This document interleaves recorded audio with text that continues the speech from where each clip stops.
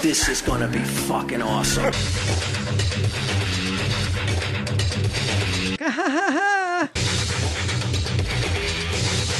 Tell him, Steve Dave.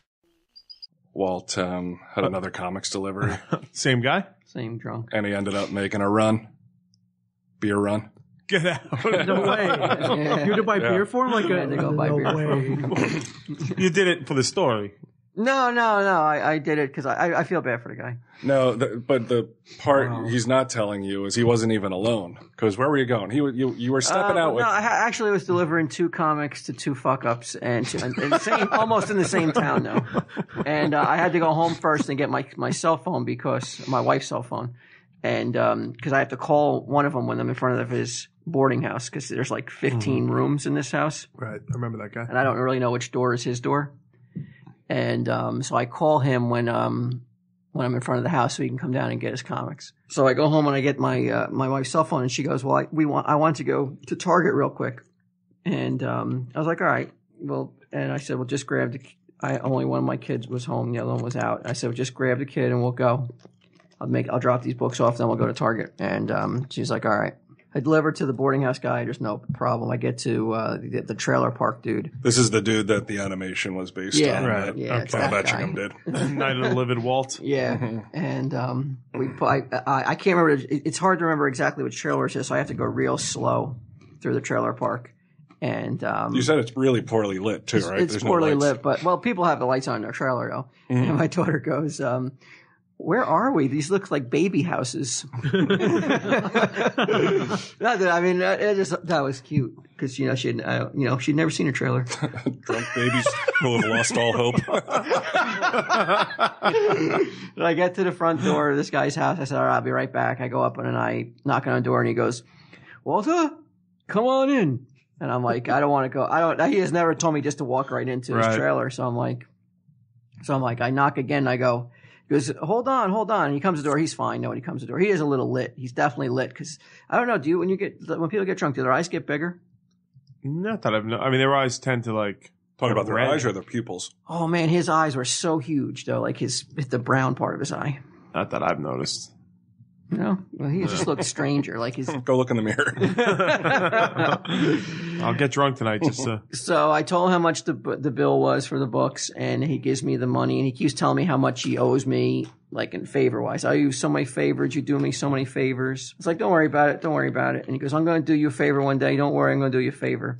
I was like, all right. In his mind, what do you think that favor is? Like, how can he come through for you someday, or is he just saying it?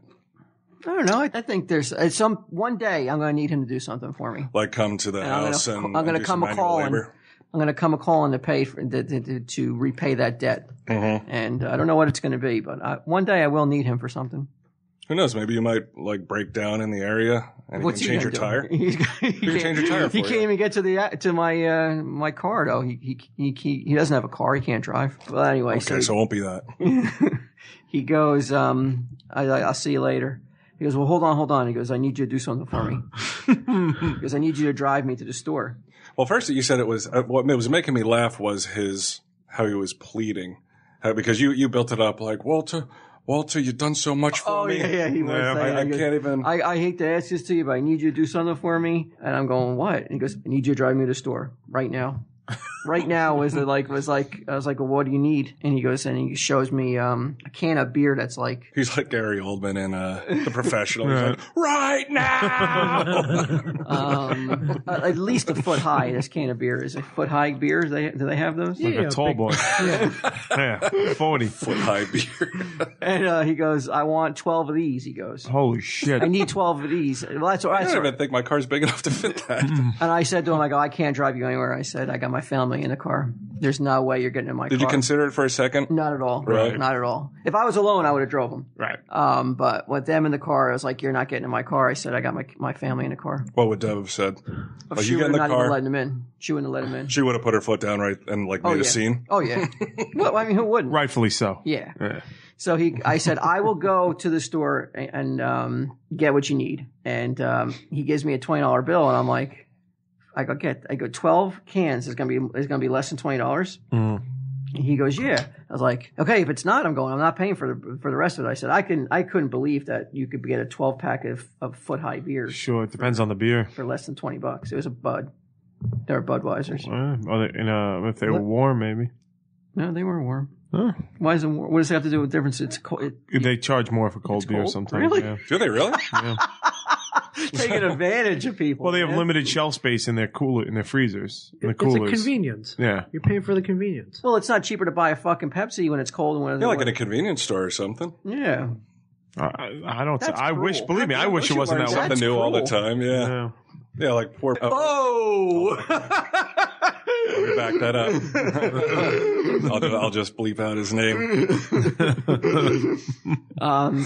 Poor alcoholic ex.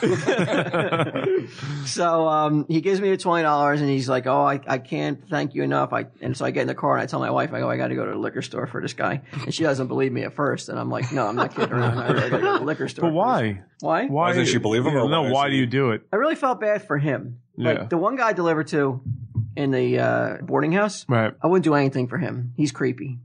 He gives me a weird vibe. This guy is just more like he's a sad sack, you know. He's almost like he's harmless to me, and I just feel bad for him. I do it too, but not for that reason. I would do it, So you and can then tell us. and I would insist, like if it was me and Suzanne in the car, I would make him come with us just to creep Suzanne out and shit, so I could come and talk about it. Right. So when I get to, I haven't been in a liquor store or bought liquor since I was 19. That's how long ago it was. So I have no idea the protocol of going in. Do I go You ask? treat it like a fucking speakeasy and shit. Do I ask at the counter or do I just go get it myself? and at I would 7:30, like 6 foot tall beers, sir. I don't know what to do. And plus, it's like Grand Central Station at 7:30 at night in this town at the liquor store. There's so many people in there. Right, this is a town where they should have a revolving door. Right. So I walk around. I finally find the beers that he's looking for. I bring them up, and lo and behold, 12 beers is less than $13. Wow. 12 Foot High beers. That's pretty good. It's insane. Usually, for a can of a beer, great you want program. to pay around $1 or less than $1, like 75 cents a can. What was the But not for brand? tall boys. Budweiser. So I go I go pay for it, and I bring it back. I knock on his door again. He comes to the door, and he's like, "Oh, thank you." And he goes, "This is where you're like you." I don't even know how to take it other than maybe just chuckle. But if I really think about it, it's like it's pretty fucked up and sad. He goes, "I want to ask you a question, Walter." This is after you brought back the. I gave him the beer. He said, "Thank you. I'm ready to leave." He goes, "Well, hold on, Walter, 1 second." Where's my change? No, I gave him the change. No,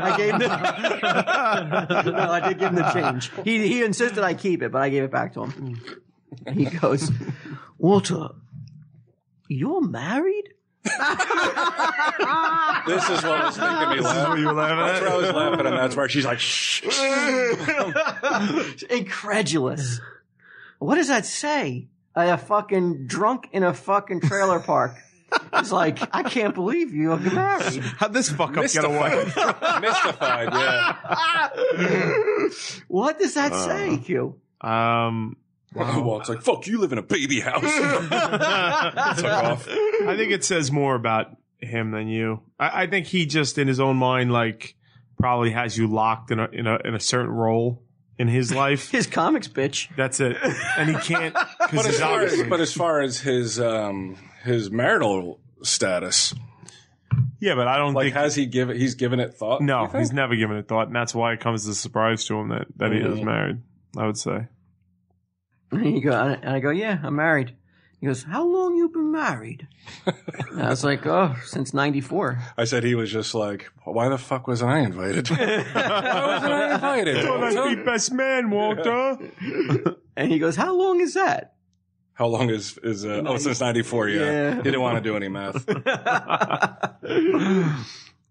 And I told him how long it was, and I told him, "Have a good weekend." Wow. That was the end of it.